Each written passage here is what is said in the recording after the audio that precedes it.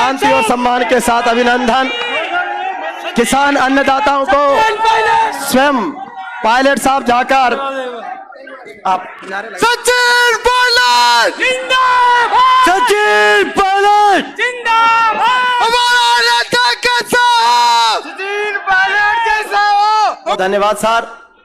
और अब आइए विजयनगर की इस पावन धरती से किसान महासम्मेलन को संबोधित करने के लिए, जिनके मान सम्मान और स्वाभिमान के लिए हम सब आए हैं, राजस्थान से लेकर हिंदुस्तान के लोकप्रिय नेता और किसानों के महबूब नेता, हम सब के आदरणीय सम्मानित श्री सचिन पायलट साहब, दोनों हाथों की तालियां आपकी अभिनंदन करने के लिए।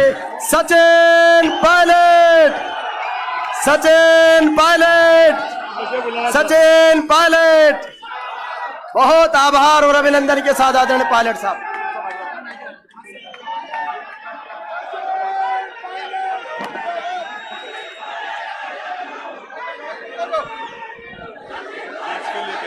नहीं चाहिए।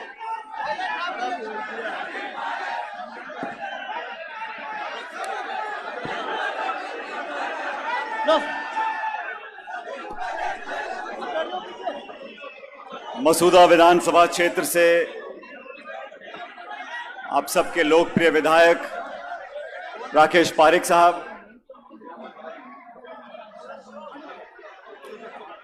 पूर्व मंत्री राजनीति चौधरी जी, चाकसू से विधायक वेद प्रकाश सोलंकी साहब, पूर्व मंत्री पूर्व विधायक पुष्कर से नसीम अख्तर जी, हमारे पूर्व विधायक ब्रह्मदेव कुमावत साहब, रामनारायण गुर्जर साहब, लक्ष्मीलाल जी, पूर्व विधायक नानूराम कुमावत साहब, हंगामीलाल मेवाड़ा जी, भूपेंद्र सिंह राठौड़ साहब, विजय जैन साहब, महेंद्र सिंह रलावता जी, हेमंत भाटी जी, महेंद्र शर्मा जी, हमारे ब्यावर से प्रत्याशी रहे पारस जैन साहब, कमल बाकोलिया जी, सचिन साकला जी,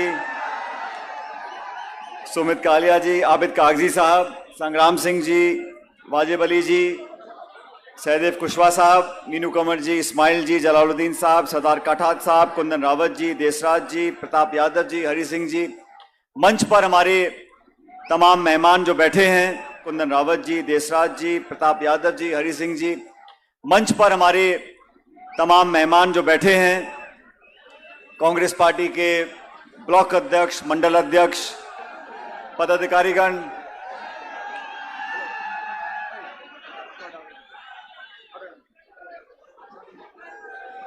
यूथ कांग्रेस के, एनएसयूआई के, महिला कांग्रेस के, सेवा दल के सभी हमारे पदाधिकारीगण, इस किसान सम्मेलन में मौजूद आदरणीय बुजुर्गों, नौजवान दोस्तों, प्यारे बच्चों, माताओं, बहनों और पत्रकार बंधुओं, मैं धन्यवाद देना चाहता हूं राकेश पारिक साहब का कि इन्होंने आज इस क्षेत्र में जो तमाम विकास के कार्यक्रम थे, विकास की योजनाएं थीं, उसका यहाँ पर उद्घाटन किया, शुभारंभ किया, मुझे भी यहाँ पर आने का न्योता दिया।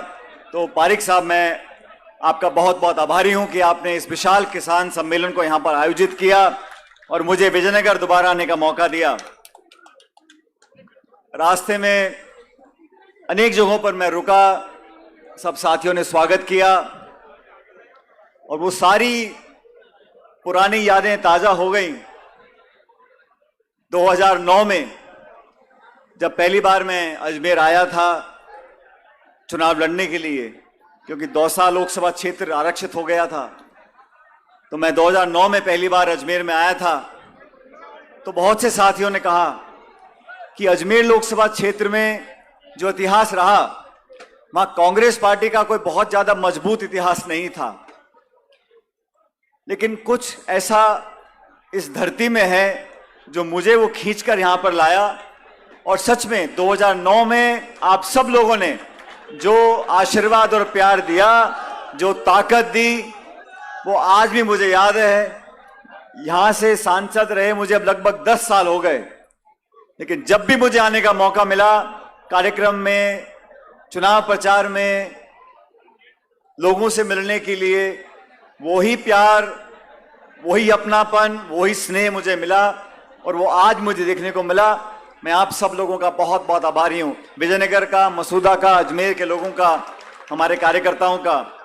मैं बहुत से लोगों को देख रहा था जो 2009 में मेरे चुनाव प्रचार में काम कर रहे थे, उनके कुछ कुछ बाल सफेद होने शुरू हो गए।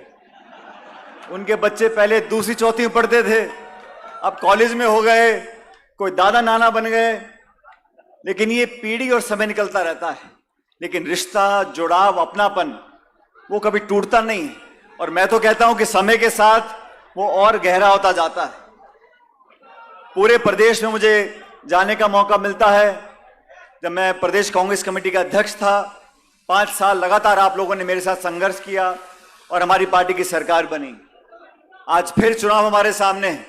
3 महीने के बाद राजस्थान में, छत्तीसगढ़ में, मध्य प्रदेश में, तेलंगाना में विधानसभा के चुनाव होंगे और ये चुनाव तय करेंगे कि 2024 के अंदर जो लोकसभा का चुनाव होगा उनके परिणामों बहुत भारी असर पड़ेगा।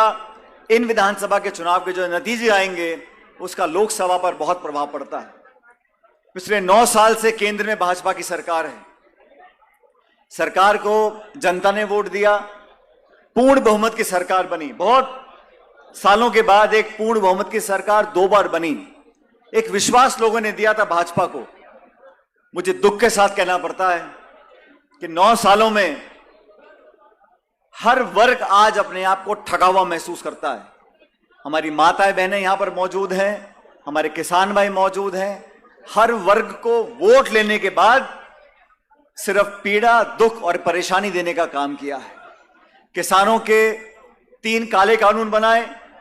साल भर तक किसानों ने दिल्ली में, राजधानी में धरना दिया, सैकड़ों लोगों ने आत्महत्या करी, तब जाके सरकार ने उन कानूनों को वापस लिया।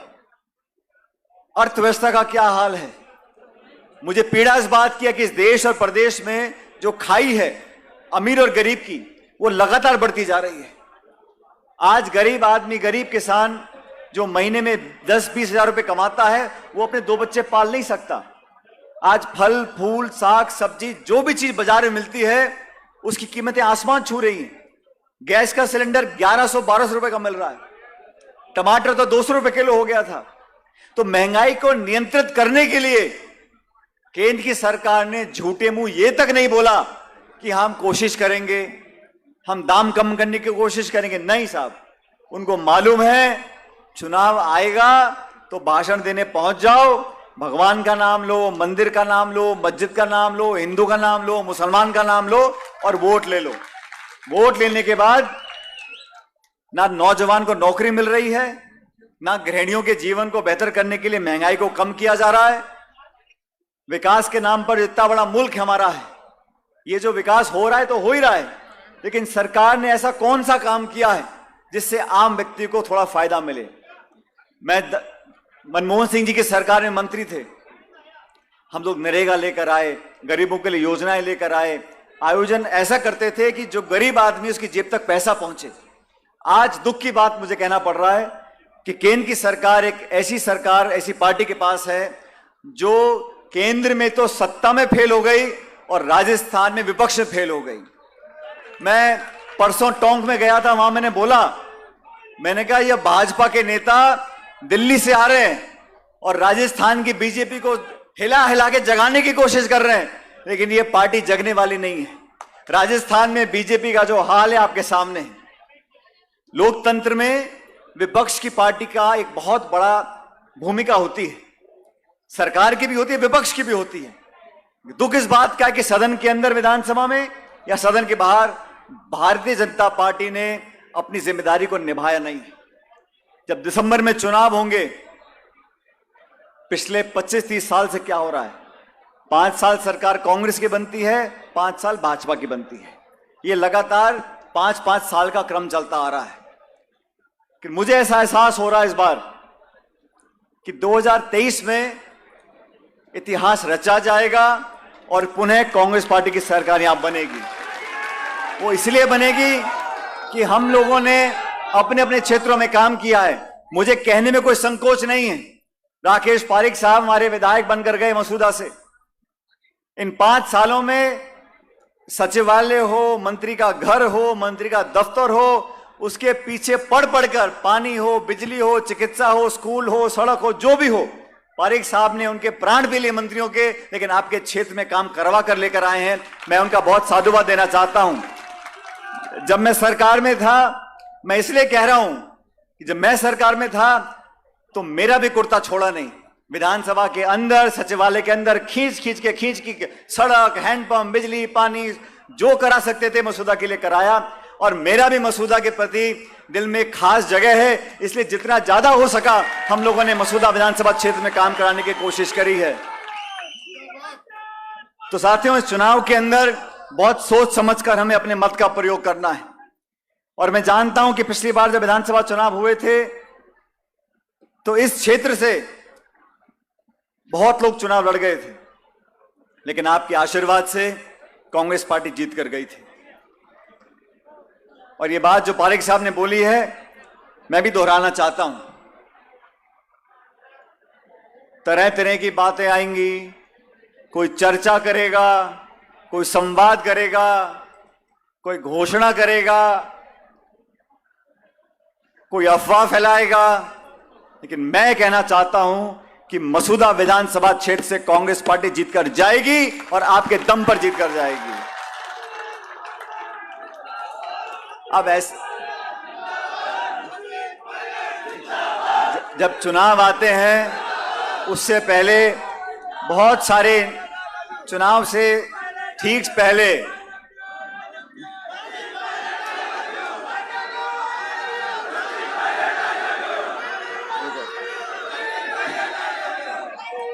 चुनाव से पहले बहुत से नेता, बहुत से दल, बहुत से वक्ता अलग अलग जिलों में जाएंगे।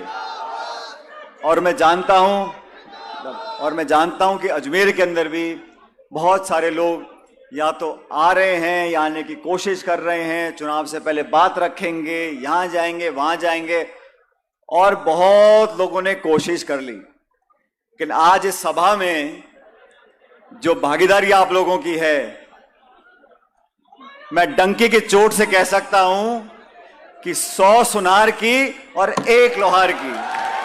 तो आप लोग 36 कौम के लोग मजबूती से साथ दो।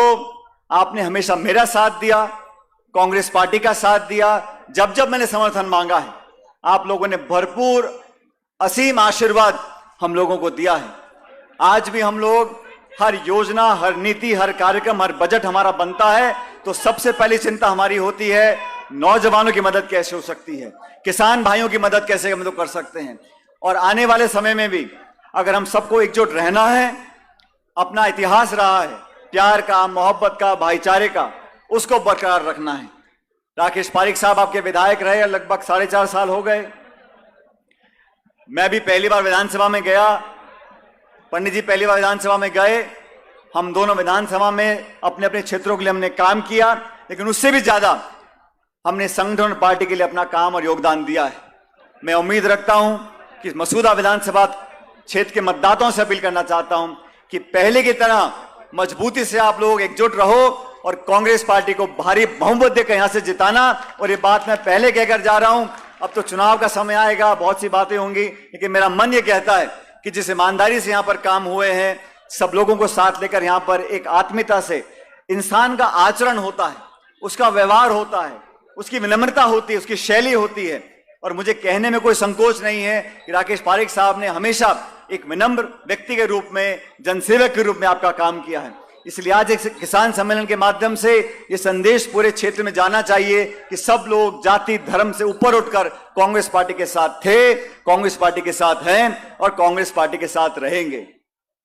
जहां तक मुझसे पहले वक्ता वेद सोलंकी जी बोल रहे थे, राजेंद्र चौधरी साहब बोल रहे थे, जोधपुर से आते हैं, बहुत सारी बातें बोली, लेकिन मैंने भी अपनी बात जब मुझे रखनी होती है, मैं संकोच नहीं करता हूं, मैं बेबाकी से अपनी बात को रखता हूं। मुझे लगता है जो प्रदेश के हित में है, नौजवानों के हित में, संगठन के हित में, पार्टी के हित में, सरकार के हित में, उन बातों को मैं रखता हूं ताकि जनता की आवाज हम दिल्ली जयपुर तक पहुंचा सकें। आप सब लोगों से मैं उम्मीद रखता हूं कि आपसी हमारा भाईचारा और प्रेम है, इसको बना के रखें।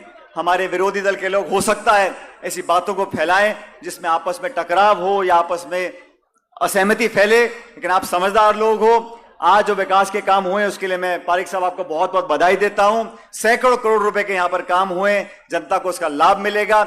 और आप लोगों ने, इस क्षेत्र के लोगों ने हर समय कभी कभी राजनीति में अच्छा भी आता है, बुरा भी आता है। ये तो गाड़ी का चक्र घूमता रहता है, क्यों मोलक जी, घूमता रहता है। तो अजमेर के लोगों ने, मसूदा के लोगों ने हमेशा हमारे को संबल दिया है, आशीर्वाद दिया है और ताकत दी है। मैं उम्मीद करता हूं कि यही प्यार, प्रेम और आशीर्वाद आपका भविष्य में बना रहेगा। क्या करें?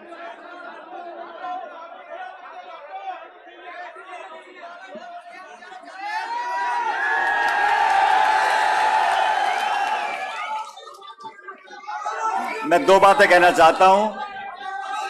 जीवन में जो रात गई सो बात गई, जो समय निकल गया वो वापस आने वाला नहीं है, लेकिन भविष्य में क्या होगा ये कोई जानता नहीं है। इसलिए मजबूती से, ताकत से, एकजुट पर हम साथ रहें और आने वाला समय आप लोगों का होगा, पार्टी का होगा, नौजवानों का होगा, किसानों का होगा। और आप लोगों को एक बार मैं सुनो, मैं आप लोगों से कहना चाहता हूं, दोनों हाथ खड़े कर कांग्रेस पार्टी को समर्थन देंगे। कांग्रेस पार्टी, माताएं बहनें भी हाथ खड़े करें। Congress party, Congress party. बहुत बहुत धन्यवाद। राम राम सा। अब अभी आपके सामने अपने 12 ग्राम सेवा सहकारी समितियों में 12 ग्राम सेवा सहकारी समितियों में सरकार से 12 ट्रैक्टर आए हैं। उन ट्रैक्टरों की चाबी पायलट साहब उन सहकारी समितियों के ड्राइवरों को देंगे। आभार, स्वागत, अभिनंदन। और हमारे जो 12 ग्राम सहकारी समितियां हैं वो उन ट्रैक्टर चालकों को, यार कार्ड गिर गया यार, मिले हो तो पहुंचना। अरे यार इसमें बोलने की बात है। तो पायलट साहब अपने हाथों से उन ग्राम सेवा सहकारी समिति के जो 12 ट्रैक्टर जिनको दिए जा रहे हैं, खुद पायलट साहब उधर ही आ रहे हैं। एक बार निवेदन है कि जगह बना दीजिए।